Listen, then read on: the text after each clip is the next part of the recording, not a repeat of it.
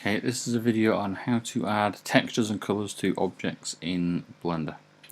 So I started off the default Blender view here. I'm just going to expand the screen so I can get to my options.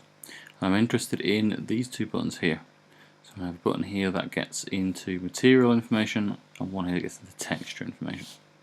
Now, the quickest way of creating something a bit different in Blender is simply to use the diffuse option here. So I can go straight into diffuse and pick a colour. I can just colour in an object. Now if we want to do something a bit more ambitious and we want a texture, we go into texture mode here, we choose type, we select one, image or movie. So image or movie, and I want to open. It just so happens on my desktop I have a brick texture. Now this is one I've downloaded off the internet earlier. Try and make sure if you're downloading textures they're at least a decent resolution. If I zoom this in, you can see it's quite a large picture. If you go for little thumbnails, it will come out a bit blurry. So I've applied my texture. I now need to tell Blender I want to look at the texture mode.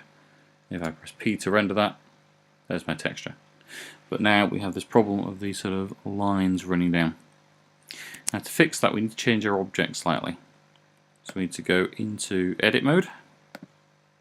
We need to make sure we've got all of our surfaces selected. We can do that by just pressing A until they're all selected. Going to mesh, UV unwrap, and unwrap. That will just separate out those surfaces for us.